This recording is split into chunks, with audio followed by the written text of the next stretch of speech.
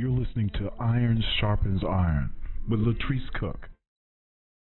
If you'd like to donate to support this and other programming on Austin Community Radio, email Bob at kazifm.org. Thank you. Good morning, KZI listeners. This is Latresse Cooke, and you are tuned in to the Iron Sharpens Iron program here on 88.7 FM. And I hope you all had a wonderful Thanksgiving and are in the holiday spirit preparing for Christmas. My Thanksgiving was really good, and enjoying family and friends and reflecting on the things to be thankful for. And one of those things is freedom. We have promoted that the show, which this is my last show this year, would be discussing visitation to the prisons, do's and don'ts, and our organization Melge's annual gift giveaway and all that. But instead, this show will have a discussion with a well-respected and nationally known guest. And I'm so excited this morning. I just want to say to you all, thanks for your continued listening and support of this particular show. This show was designed for persons who have previously been incarcerated and their families. And I just want to encourage you all to know that this is your opportunity to have a voice and to hear about the resources and things that are available to you, and that you be encouraged to know that there is someone in some entities that are concerned about your well-being and your continued progress. And so I have to say that before I start this interview. And I just want to say that we have this guest who has given of his time. And so without further ado, educated in the Dallas Public Schools and a graduate of Prairie View A&M University, and later earned a law degree from Texas Wesleyan University in Fort Worth. Craig Watkins was elected District Attorney of Dallas County in November 2006, becoming the first African-American District Attorney in Texas.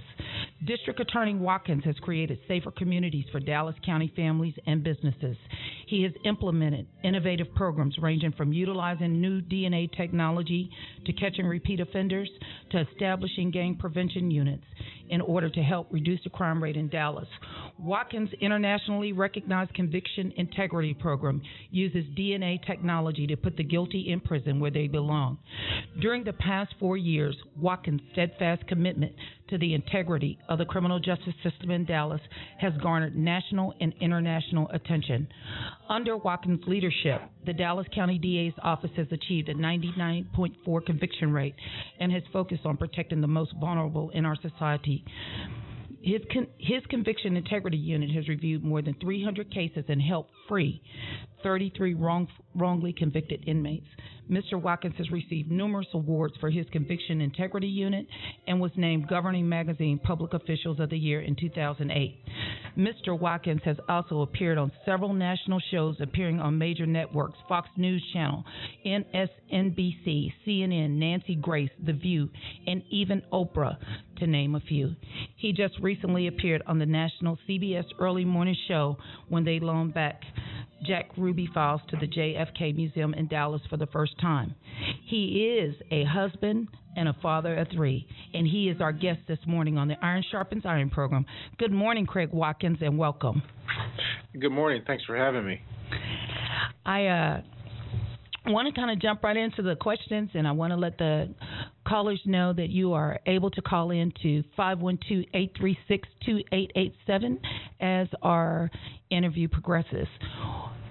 What prompted you to run for and want to become a district attorney? Well, it's been a goal all my life. I always wanted to be an attorney, and when I started practicing law, I thought the natural progression was to go into an office where I could have an impact on the community, and the best one I thought was to be the DA and really change the policies on how we pursue justice for all citizens. Not just in Dallas County, but the state of Texas. And so I decided to run for DA, and I was fortunate enough the second go around to win that election and implement policies that challenge the traditional approach to criminal justice. Did you have any kind of personal exposure to the prison system, maybe from family or friends that you feel has given you a different insight than most persons that hold a DA position like yours? Sure, I do. I mean, just being an African American male in the United States, you have a skewed view of law enforcement and how they deal with you on a daily basis. It's not one of confidence, and I wanted to basically give confidence to all citizens. In fact, I've had family members that have served long prison sentences, and also my great-grandfather was executed by the state of Texas back in 1934. Wow. And so I bring all that to the table, and it's from the standpoint of seeing in the community that I grew up in that people of color are more likely to be victims of crime and also victims of law enforcement that does not respect them and are there to basically make their lives better. It was strongly emphasized when you were elected in 2006 as being the first black to ever be district attorney in Texas. What does that mean to you? And you kind of touched on that a little bit, but I want you to elaborate. What does that mean to you? And has it had any effect on how you're viewed running the DA's office when you're implementing policy or speaking about issues? Yeah, I mean, when I got elected in 2006, I was not aware that I was the first African-American DA. In fact, at the swearing-in ceremony, it was mentioned by Senator Royce West, who was part of the swearing-in ceremony. I didn't know that. So after that, I started to look at this thing and say, wow, this is bigger than what I thought. I mean, I get to be, go down in history as the first African-American district attorney. And it's impacted me from the standpoint, and not just of being the first, but just my life experience has basically driven me to really put positive changes on how we deal with our criminal justice system. There's so many things that need to be addressed with our system, and fortunately, our country is at the point to where they're actually having conversations on talk shows and in the national media about the mass incarceration of people of color and why is that happening? Is our system, fair to the average citizen, and what are we doing? And how can we basically have credibility with all citizens and not just a certain segment in the past, in the 60s and 70s, that kept people in power, and now demographically things have changed, and so you have an African American president, and you have an African American DA, and so that means that these people are engaged politically, and so that means that we have to address the issues that they deal with on a daily basis, and from my standpoint, the number one issue that they deal with happens to be a failed criminal justice system. And so I want to be the spearhead of bringing it to the forefront and making a difference and allowing our country to move forward. Because of that, just expounding just a little bit more on that, have the things you implemented caused you negative repercussions, being the first and understanding some of the things of Dallas alone? Over the last year, I've come to the realization, the last year in office, I've come to the realization that the rules are very different for me. Wow. And so I have to be cognizant of that, but it doesn't deter me on basically dealing with issues and bringing those to the forefront, because what I see in my experience is that all of the things that have been thrown at me, the negativity and the folks who want to make certain claims against me, have fell on deaf ear, and they have not been successful. Mm-hmm. So this last year has been, pretty significant, I think, in my own mental growth process to understand, the rules are different for me, but it's also encouraged me to keep moving forward because my walk in life is, it's not going to be easy. But at the end of the day, when I'm 75 years old, someone will come up and say thank you for the things that you stood for and the battles that you faced, and not taking the easy exactly road where I could just be a DA and not really care about implementing change and retire and get a nice severance package and go on my way. But that's not my DNA. So I'm here for a reason, and I'm going to use it to make a difference. And it may be difficult for people that are around me who don't understand and see it. But I think that as we move forward and we keep going, that at some point they'll get it. And I really admire the fact that you have taken the stance and the position that you are in fearlessly, and you have stood even with things that are not so popular. It's just amazing to me that you have been able to stand as long and with the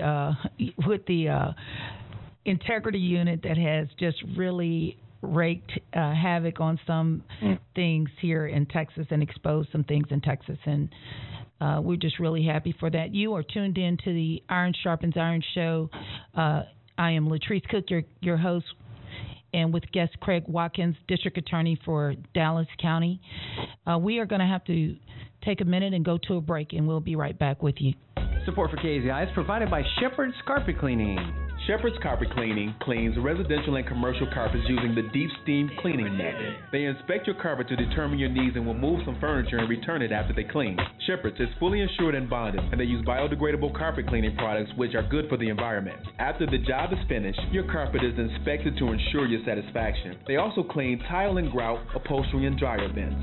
Sharpens Carpet Cleaning, working hard to make you happy. For more information, 512-317-4846 or shepherdscarpetcare.com. Change your life and start on your college degree in 2014 with Austin Community College. ACC has the classes that transfer, online options, and free tutoring to get you ready for a bachelor's. We're #1 for transfer to UT and Texas State. And get this, ACC classes cost 74% less than other area colleges. Apply now at austincc.edu/get-started. That's austincc.edu/get-started. Don't wait. Spring classes begin January 13th. ACC. Start here, get there. On the air at 88.7 and streaming 24/7 at KAZIFM.org. We are the soul of Austin. And we are back on the Iron Sharpens Iron program, and I am Latresse Cooke with a guest in the studio, Mr. Craig Watkins, Dallas County District Attorney, and he's actually on the line. Craig, again, thank you so much for being with us, and I am going to continue on. Callers, you're welcome to call in to 512-836-2887, or you can stream at www.kzifm.org. Craig, I spoke with Paul Cates, Communication Director for the Innocence Project in New York on yesterday, just to discuss the fact that there being less than 10, actually 5, we believe, of conviction integrity units. And he was saying that Texas is the leading in the nation and is recognized and respected throughout the country for this work you started. Coupled with the fact that the DNA evidence and evidence for DNA has been kept as opposed to in other places like New York and Chicago, where they also have some of the same types of units, but not have kept the evidence to exonerate. From the time that you ran successfully and won a race, was the first point of business for you as a DA to establish a conviction integrity unit? And if so, why? Why a unit like this? And why is it, I know this is kind of a long-ended question, but why is a unit like this important to not just Dallas County, but any DA's office?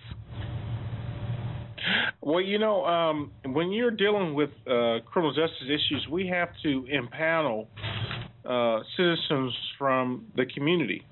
And if you have a certain segment of our society that does not believe in, public safety, then it's less likely that you will be in a position to actually get the adequate punishment for a person that committed a crime.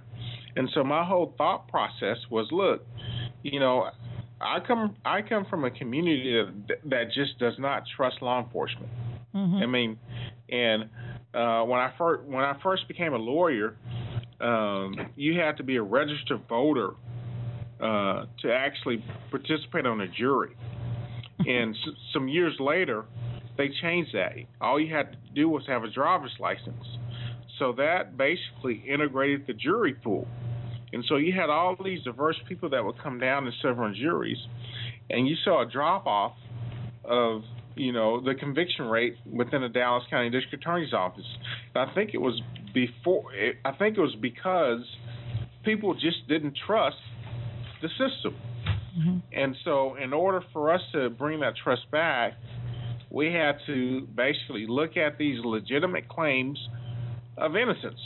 And unfortunately for our system, when I first started looking at it, we looked at 20 cases and basically 15 of them came back that the person didn't commit the crime.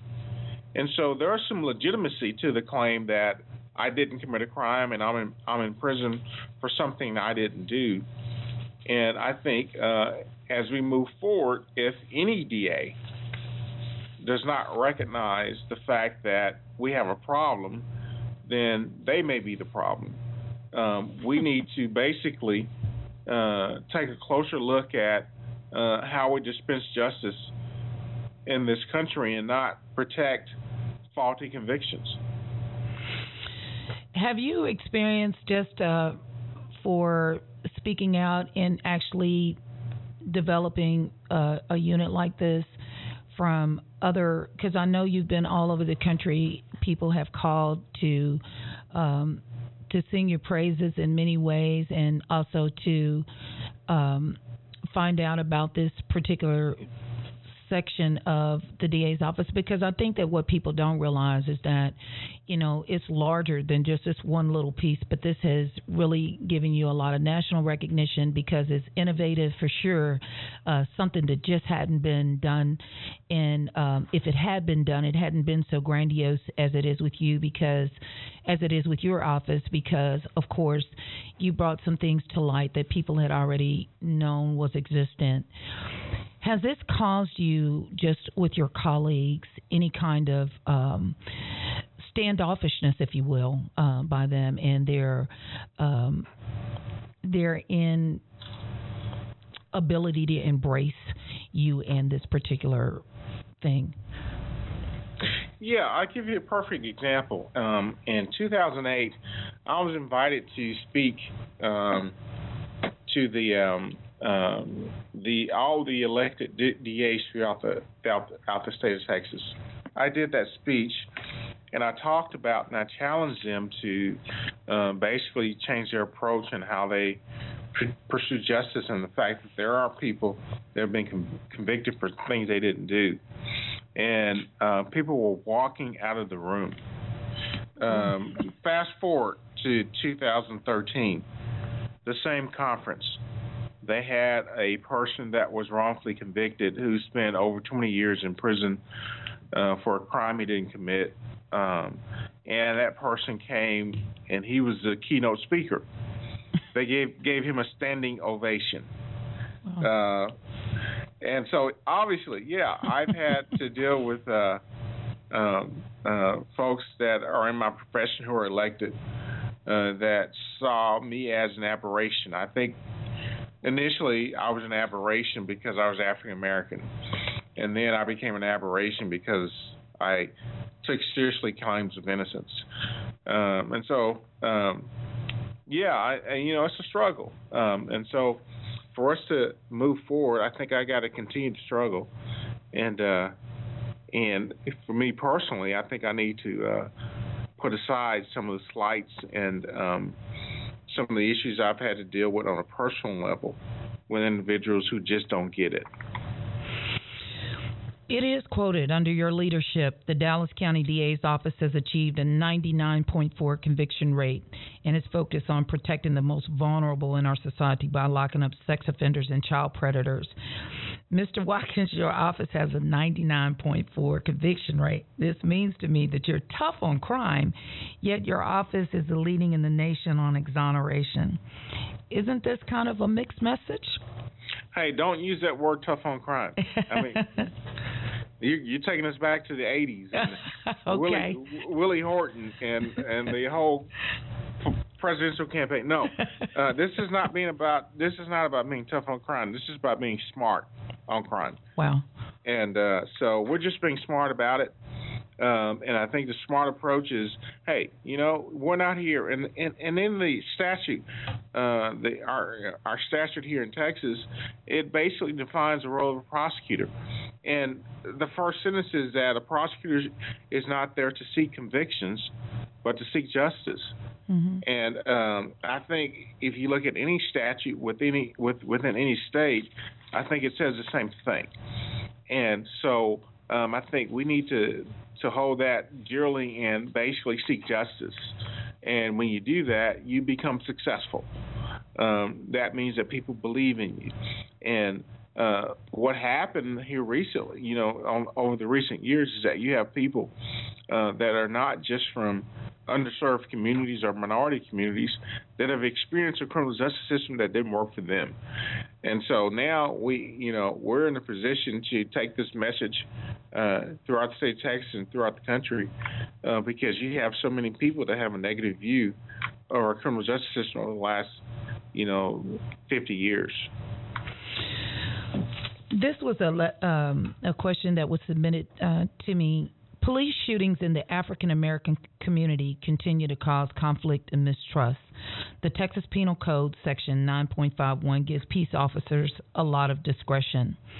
Why are police officers seldom prosecuted in some of these types of incidents?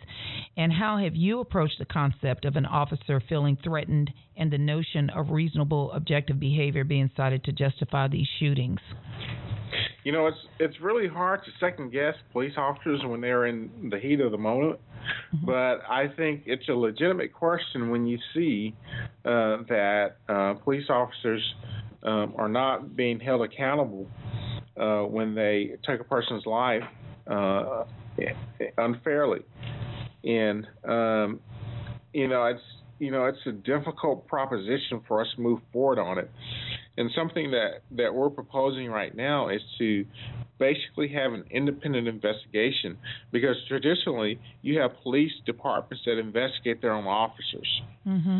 And I think that ruins the credibility of their investigation when you're investigating your own and you're there in most people's minds to protect them. And so we propose ideas that will allow us to take that from police departments and allow an independent agency to investigate these police officer shootings. And I think, the benefit is that if a police officer wrongfully used deadly force, then they will be held to account. If they didn't, then they won't. But what you get is public trust. And I think police departments and their police officers association, that's another piece of the puzzle that is really not discussed, is that you have these police officer unions who are there really to protect officers for the right reason. But at some point, they lose credibility when they're protecting police departments or police officers that actually violate the law. And so I think, you look at the progress that we're making in this country, and for me, and because I guess I'm on the front lines, mm-hmm. I see the biggest issue that we deal with, not as an economic point, but law enforcement. Historically I look at slavery and how that worked, and then we fast forwarded, okay, we don't have that anymore, but we'll use our legal system to hold down these individuals who just want to pursue happiness within the country. I think this is the appropriate time for us to get past that, and maybe I'll be a beacon for that conversation as we move forward. And when you look at police officers, and you go back, 70 years, police officers were the ones that implemented the Jim Crow philosophical approach to the southern part of this country. Wow. And so we really need to challenge certain things, and not to the point where we are putting police officers in a precarious position to basically justify everything they do, but just to hold them accountable when they do violate the public's trust. And you are listening to Dallas County District Attorney Craig Watkins. Can call in if you like, 512-836-2887. I'm so enjoying this, listening to you. And you were on a panel not too terribly long ago in Austin at the National Forum for Black Public Administrators, and I was a moderator for that. Do you remember that, Craig? I've been to so many panels, it's kind of hard to keep up with them. So, yeah. I like that you're honest. But, having said that, the reason I say that is because on that panel, I remember that you shared some things about your background and how this particular position had given you a lot of even more knowledge. You had gained so much more knowledge. And expounding a little bit on that for our listening audience this morning, are you enlightened about the system even more from having the position or being in the position that you're in? And do you would you do this all again? Would you continue to do this? With the experiences, both good and bad. Well, yeah, I think, someone asked me the other day, or just yesterday, is it worth it? All the things that you have to deal with professionally and personally, is it worth it for your family? And my response was basically, look, right now it may be difficult, but, if you look at, historically, if you look at issues that we've dealt with in this country, and one of my favorite people, and I always like to watch documentaries on Muhammad Ali, and when he decided not to enter the draft, and he fought that, and how he was demonized because he didn't, enter the draft, and look at him now, and he's basically the epitome of what it means to be an American. So no, right now, obviously, it's somewhat difficult. And when you're dealing with, average individuals who don't have the vision that you may have in trying to move things forward, you have to continue to motivate them to basically, hey, let's keep moving forward, and don't be afraid just because someone said something about you that's probably not true. So, yeah, I'm enlightened from the standpoint of I see it on a day-to-day basis in how our criminal justice system works, because I am the DA, and I'm on the front line of that issue, and it really gives me pause, some of the things that I see that we really need, from a constitutional standpoint, to adhere to the principles that were laid out by our founding fathers. And I see that, unfortunately, race is still a prevalent issue, not just in our criminal justice system of our country, not just race, but all kind of other issues. If socioeconomic conditions, if your alternative lifestyles, and our country is slow to accept those issues, and from the little piece of pie that I hold, maybe I can, drive forward and help with this issue of criminal justice, which will transcend to other issues that we deal with in this country. So no, I see it firsthand, and it's, it's 2020. We're almost in 2014, and I'm thinking to myself when I deal with this on a daily basis, I'm thinking, wow, it's 2014. Yeah. Come on now, let's let's get past all of these long-held traditions that have not benefited our country. And you look at it, the standard of our country. Yeah, the standard of our country is failing, and it's not because of the leadership or the elected individuals, but it's because of the policies and the folks that have influence are unwilling to move forward. And so I think we're going to lose out if we don't take this opportunity right now to just move forward.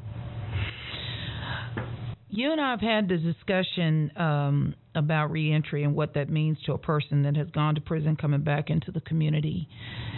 And I am a tremendous advocate for persons that have previously been incarcerated and their families, which is why our organization, MELJ, even exists at all, is to work for those persons, providing services and resources to this populace and not send them on a monkey goose chase to all these different places, that continue to turn them away or whatever when they're already on limited resources coming out of prison. Persons who have been exonerated are almost in the same status as a normal parolee or person who's completed their time once they come back to their respective homes. They still have many of the same struggles in coming back to the community, or not possibility of not being able to attain employment, housing, or they have socialization issues and they don't have success with that. Are exonerees still labeled felons, or are they fully restored?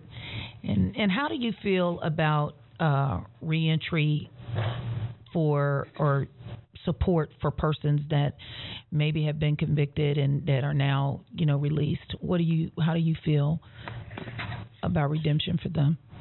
Yeah, I think exonerees actually are in a better position than the average person that actually committed the crime and they're trying to re-enter society. Exonerees, they'll get a full pardon, basically, where their record's cleared and they go out into society, and then they're compensated for their wrongful conviction. The problem you have with the average person that actually committed a crime is that crime follows them for the rest of their lives. And so when I talk about being smart on crime, it's not smart for us to hold a person accountable for the rest of their life for something they did when they were 17. Absolutely. And so, the goal that we're looking at is to implement legislation that allows a person who has made a mistake when they were young to actually have their record cleared so they can go out and pursue happiness and to make a life for themselves. When I was in private practice as a lawyer, I would have clients who had been out of prison for 20 years, and then whomever they worked for, they had a layoff. They would get laid off, even though they worked 20 years and had been clear of any criminal activity. Now they were faced with going and finding another job, and they couldn't do it because of their criminal history. And I think the smart approach is, if you committed a crime, you get punished for it, and after a certain amount of years, that is not a part of your record. That's the smart approach, because we actually give a person the opportunity to reacclimate to society and be a citizen and a taxpayer. That's just common sense. It makes sense for us to do that. I hate to interrupt your thought here. We have a caller on the line. Caller, thanks for calling into the Iron Sharpens Iron show. You're on the air. Yes. District Attorney Watkins, first of all, I wanted to thank you and applaud you for your service, not only to Dallas County where you are, but for those of us throughout the state that really believe in your message and what you've done as far as the conviction integrity unit is concerned. I wanted to know really quick, what were your visions for this upcoming year and beyond? Oh, I mean, you know, the vision is basically, look, to keep actually implementing policies that progress our criminal justice system. The issue that we just talked about, I think that we need to pass legislation that will allow us to hold folks accountable for the crimes that they commit, but also give those folks an opportunity to reacclimate to society. And you know, the office that I'm in charge of is the second largest in the state of Texas, and we have a lot of influence in Austin. And some of the archaic policies that we have in place need to be changed. One good thing that we have fortunately been able to do as a result of Michael Morton, who was wrongfully convicted, is to basically require the prosecutors and the state to basically give evidence to the defense so they can adequately prepare. But at the same time, we also need to look at how can we restore the lives of victims. Mm-hmm. When you're a legitimate victim, what can we do to make sure that you're restored? And restitution by the defendant is not enough, because largely, most times, defendants don't have the resources to pay restitution. And so from a state perspective, we need to look at our resources and make a determination on what we can do to restore these individuals who have been harmed, who may have been harmed from the standpoint of where they may not be able to have a living wage and work because of something that happened to them. And from a state perspective, when we pursue a prosecution of a person that did that, we also need to restore our victims to give them the opportunity to reacclimate themselves to our society. Mm-hmm. Thank you, caller, for that call. Once again, you can contact us at 512-836-2887, and we are on with District Attorney Craig Watkins, Dallas County. And you were talking about, the last question was talking about investment in persons coming back into the community, and how you were saying that, it doesn't make good sense to continue to penalize a person after they've served their time and not allow them full restoration in their communities so that they can live. And expound a little bit on what you believe as a person who has been an attorney and now in the prosecutorial seat, if you will. Can you tell me what you feel is an obligation of the counties to help persons who have previously been incarcerated to gain their footing? Should there be some kind of investment made back to those persons and their families? Government can't do everything, but when you are basically charged with the responsibility of punishing individuals that legitimately committed crimes, that responsibility transcends not only to the punishment side of it, but also the rehabilitation side of it. And so I think that when in Dallas County at some point, or in our state at some point, when we punish a person, we take their freedom, we send them to prison. Those prisons should be institutions of opportunity, and there should be a healthy dose of punishment. You should be punished for what you do, but at the same time, we also need to look at the fact that this person is going to be released back into our society, and we need to prepare that person after their punishment to come in our society and be law-abiding citizens and have the opportunity to reacclimate themselves. And so I think for the longest time, Texas has been, pretty healthy on punishment. but we've been lacking in rehabilitation. And so, I think what's lost in the conversation is that as DAs, you commit a crime, we're going to punish you. But at the same time, let's be realistic about this deal. Most people that are punished come back to our communities. Yeah. And if they come back to our communities, better criminals than when they entered their punishment phase, then we failed all around. And so the idea is, okay, we're going to punish you. But, hey, when, as a part of that punishment, we need to basically give you a skill. Yeah. So you don't have to do whatever you did to enter the prison system when you get out. And then have corporations. And that goes back to this whole idea of having a record stigmatizing you for the rest of your life, because corporations look at that and they don't want to hire you. Mm-hmm. And so the idea is, let's punish you, rehabilitate you, and then provide an opportunity for you so you can be a healthy citizen. We have a caller. Caller, thanks for calling the Iron Sharpens Iron program. You're on the air. Hey, thanks for taking my call. We all know that the war on drugs has been basically a failure, and they've scheduled the drugs, and I think it's 5 different scheduling of drugs, and they base it on addictability and what medical use they have. So I was wondering, is there any possibility of rescheduling these drugs and taking the penalties off of them? Because we know people are going to always have addictions to drugs.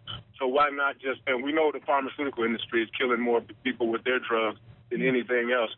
So why not reschedule these drugs, take the penalties off of them, just tax the drugs, all of them, and people will have access to them. It would be basically a clean industry because people won't be standing on the corner shooting each other up, and having gang wars. There's a Freeway Ricky Ross and a Frank Lucas in every city. And I don't mean to be conspiratorial, but we already know that the government has a lot to do with the drugs flowing in and out of our community. And the recent report is that heroin is flowing out of Afghanistan at 36% higher percentage now. So why not just reschedule the drugs and take the criminality off of it? That's my question. Thank you for taking my call. Yeah, you look you look at our drug policies, and I think statistically we look at the folks that are actually serving time in prison and using our tax dollars. They're in their own drug offenses, and so what do we need to do? We need to actually codify from the standpoint of if you're a drug seller or a drug user. If you're a drug seller, there should be a high tax on the standpoint of when you are actually convicted of selling drugs, and a high penalty. But if you're a drug user, that's more of a medical issue, because most people that are addicted are not criminals. Now, their addiction may lead them into criminal activity, but if we don't address their addiction, then we will basically use our tax dollars to incarcerate a person, and when they get out, they'll go back to that addiction. And so I think, it's a complex issue that we need to deal with, but I think it's an issue when you have leaders who have the wherewithal and the intelligence to look at it for what it is that, we have a lot of addicted people in this country. And until we address that addiction, then we will forever be spinning our wheels, using tax dollars, the folks that, are legitimate and pay taxes and law-abiding citizens, to incarcerate these individuals, and then they get out and then they go right back. Yeah. That's just does not make sense. At all. So let's deal with the addiction as opposed to just the punishment. Yeah. And we'll have to take a break right here, and you are tuned into the Iron Sharpens Iron program. Callers, you're welcome to call in at 512-836-2887 as we are winding down a little bit, and have with us today Craig Watkins, District Attorney for Dallas County, and we'll be right back to you. Support Support for KAZI is provided by the Millennium. At the Millennium, every Friday is Family Fun Day. Skate or bowl for one price from 10 a.m. to 11 p.m. Enjoy food from the East End Cantina. Hot dogs, hamburgers, fries, wings, catfish baskets, pizza, salad, fruit, ice cream, and more. That's Family Fun Day every Friday at the Millennium, 1156 Hargrave in Austin. More information at myec.net. Support for KAZI has been provided by the Austin chapter of the NAACP. Hello, Austin. This is Nelson Linder, president of the Austin NAACP. On December 14th at 6 p.m. at the Sheraton at the Capitol, the Austin NCP will host the 40th annual DeWitty Overton Freedom Fund banquet. Our theme this year is equity as a basis for city government, the unfettered vision of Arthur B. DeWitty. Our keynote speaker this year will be Dr. William Jones, the author of the March on Washington, Jobs, Freedom, and the Forgotten History of Civil Rights. This event will honor Dr. Rhea Christoffen, Superintendent of the Austin Independent School District, and this year's recipient of the prestigious DeWitty Overton Award. This event will also honor and recognize police officer Tanya Jefferson, this year's recipient of the Capitol White Award. This event will include the President's Community Awards as well. We'll also allocate space for vendors. Last but not least, great gospel music by the Mount Sinai Baptist Choir and jazz by Miss Janice Jean. For additional information, please call 512-695-6674 or 512-476-6230. Support for KAZI is provided by ANG Event Planning and Photography. ANG Event Planning and Photography provides a unique style that will help you capture an unforgettable and timeless event. ANG provides in-house photography, videography, with experienced eyes and artistic creativity. We work with vendors and venues. Let us capture your vision and bring it to life. For more information, 512-494-4492. That's 512-494-4492 or email angeventplanningandphotography@gmail.com. Tune in Mondays and Thursdays to Gospel Flavor, a little something for everyone's taste, with your host, Emmanuel Lemuel Jr. Hi, my name is Terry Callahan, and you're listening to The Voice of Austin. That's 88.7 FM. And we are back to the Iron Sharpens Iron program, and we have a caller on the line. Caller, thanks for calling, and you're on the air.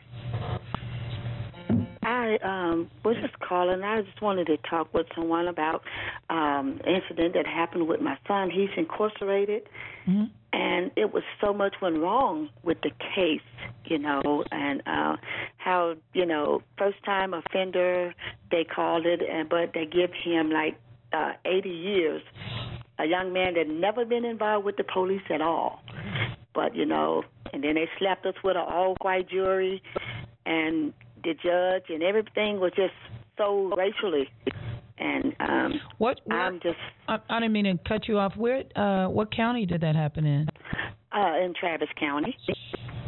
Wow. Yeah, and so, something just got to be done about our black men, young men.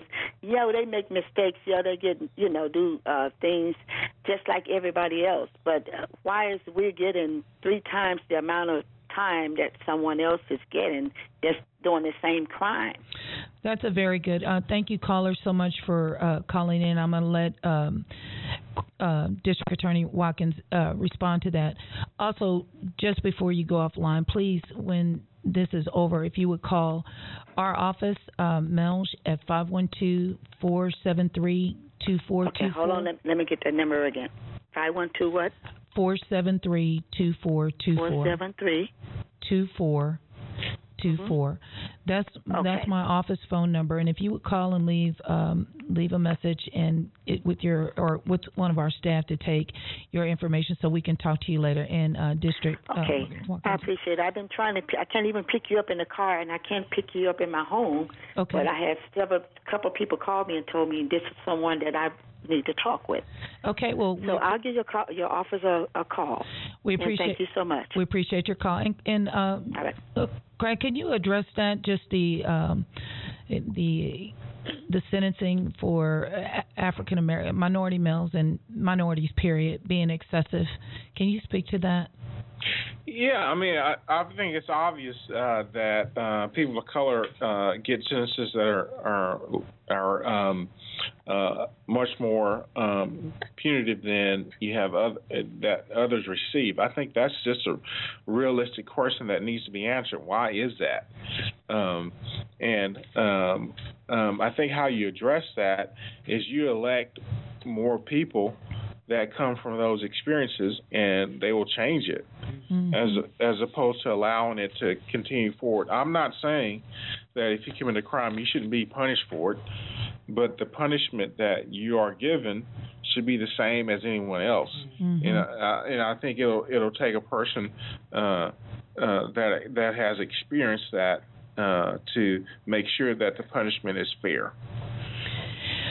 And that is going to bring me to my final comment and question to you. And I just want to tell the listeners, this is just so wonderful. You can't talk to Craig Watkins enough. At least I can't hear from him enough. Just his thought process and some of the things that he has done and visions for tomorrow and all those things.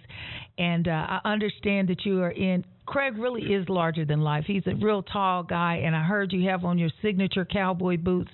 No matter what he's wearing, he has those boots on. And I'm not a Texan by trade, but whatever. And I want to tell you happy belated birthday on November 16th, Mr. Watkins, and hope that God blesses you with many, many more years. And it brings me to the last. I can't ask you any more questions. We're out of time. I just want to say thank you, Craig, for being with us.